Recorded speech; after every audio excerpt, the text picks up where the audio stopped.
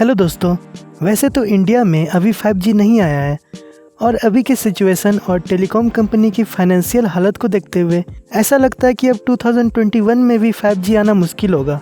तो 5G network तो नहीं है, पर आजकल इंडिया में कई सारे फ़ोन आ चुके हैं, जैसे OnePlus Nord, iQOO 3, Realme X50 Pro, Mi 10, Motorola Edge Plus, Vivo X50 Pro और Asus ROG 3 जैसे फ़ोन।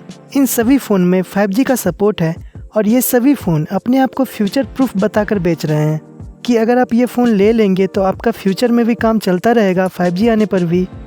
पर दोस्तों, सच्चाई कुछ और ही है जो इस वीडियो में मैं आपसे शेयर करने वाला हूँ और आपको डिटेल में बताऊँगा कि ये अभी के 5G फ़ोन की हकीकत क्या है और आपको क्यों हर हाल में ये फ़ोन्स को नहीं खरीदना चाहिए।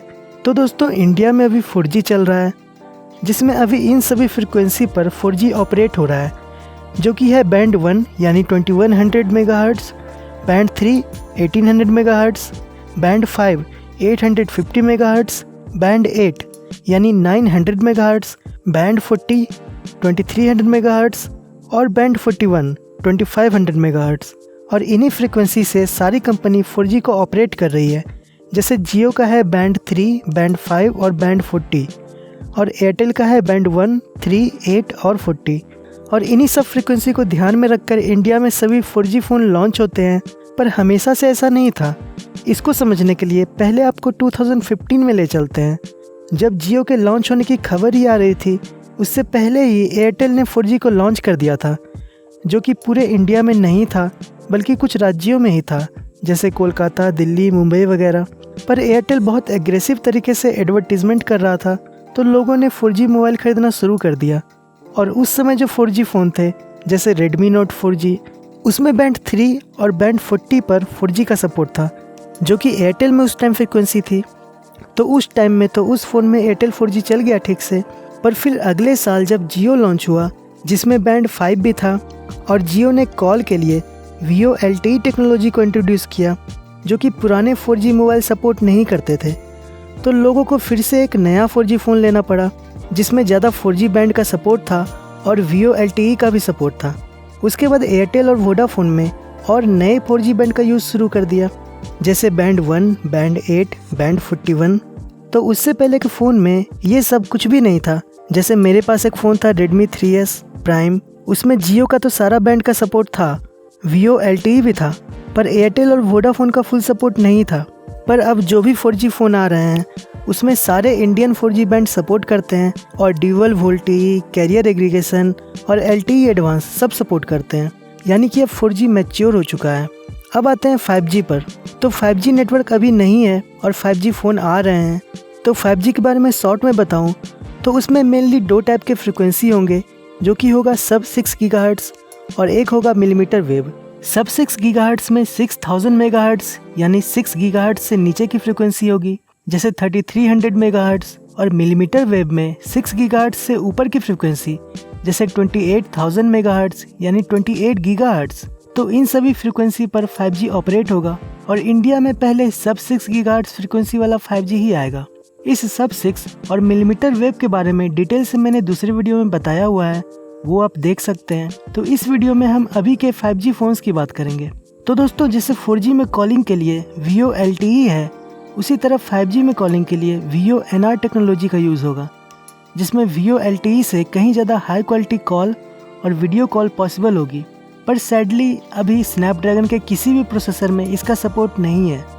स्नैपड्रैगन के X50, X52, X55 किसी भी 5G मॉडेम में Vio NR का सपोर्ट नहीं है।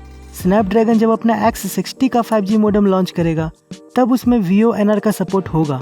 वैसे मीडियाटेक डायमेंसिटी प्रोसेसर में Vio NR का सपोर्ट है और जियो अपने 5G नेटवर्क में कॉलिंग के लिए Vio NR टेक्नोलॉजी पर काम भी कर रहा है। तो दोस्तों, पहला तो ये पॉइंट हुआ कि अभी आप कोई भी 5G फ़ोन लेंगे तो आपको Vio NR का सपोर्ट नहीं मिलेगा।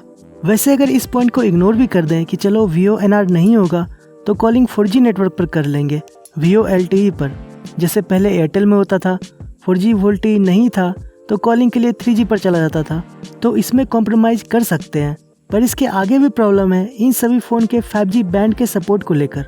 जैसा मैंने बताया कि 4G ऑपरेट करने के लिए अलग अलग फ्रिक्वेंसी होती है, उसी तरह से 5G की भी अपनी फ्रिक्वेंसी होगी।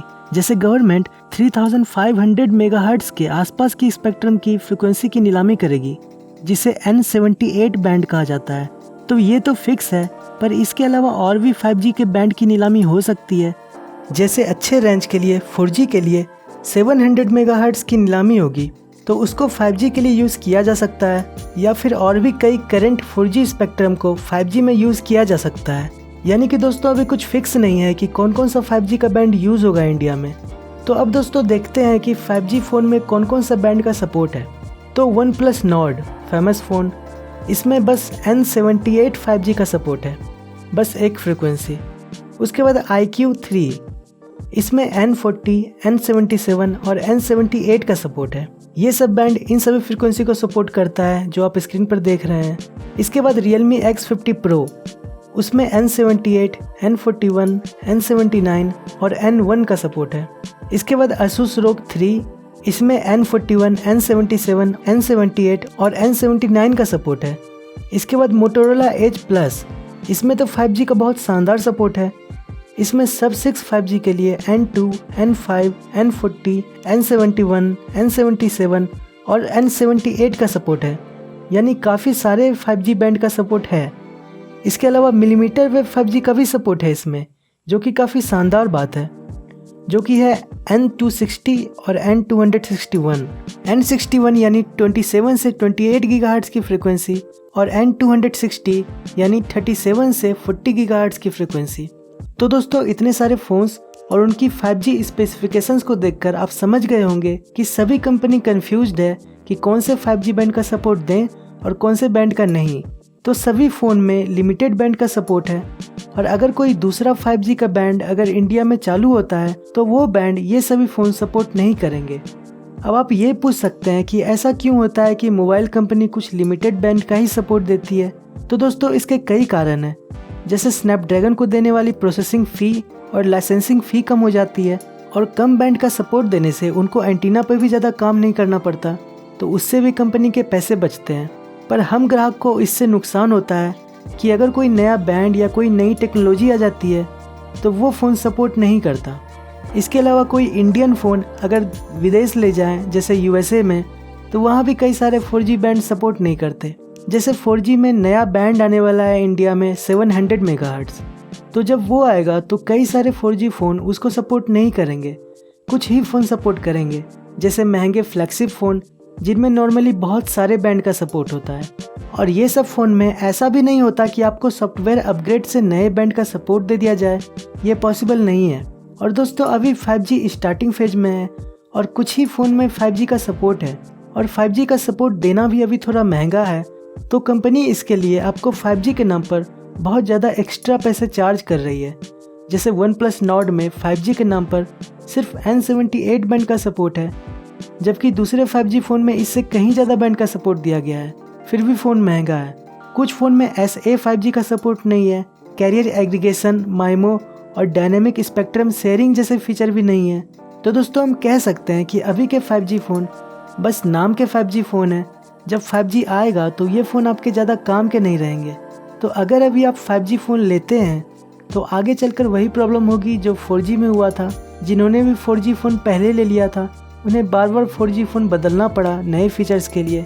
इसीलिए मेरा सजेशन होगा कि आप 5G फ़ोन तभी लें जब इंडिया में 5G नेटवर्क लॉन्च हो जाए।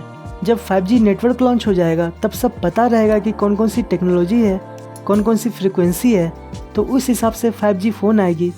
और उस टाइम ज़्यादा कंपटीशन के कारण दाम भी गिर जाएगी, क्योंकि जैसे जियो ने गूगल के साथ पार्टनरशिप की है कि 5G के सस्ते मॉडल लाए जाएंगे, तो इन सब के कारण 5G फ़ोन के दाम उस समय काफ़ी गिर जाएंगे। तो दोस्तों कंक्लूज़न यही निकलता है कि अभी के 5G फ़ोन को खरीदने में ज़्यादा समझदारी नहीं है। वैसे आप चाहें तो खरीद सकते हैं, पर यह गारंटी है कि जब 5G आएगा तो आपको फिर से एक नया 5G फ़ोन लेना ही पड़ेगा, और अभी उस 5G फ़ोन के लिए ज़्यादा पैसा देना भी बेकार है जो फीचर हम यूज़ नहीं कर सकते। तो दोस्तों ये है अभी इंडिया के 5G फ़ोन्स की सच्चाई। तो दोस्तों आई होप कि आपको वीडियो अच्छा लगा हो। तो अगर ये वीडियो अच्छा लगा तो प्लीज़ लाइक, कमेंट, शेयर कर दें, और प्लीज़ इस चैनल को सब्सक्राइब करना ना भूलें और बेल आइकन को भी क्लिक कर दें। So thanks for watching.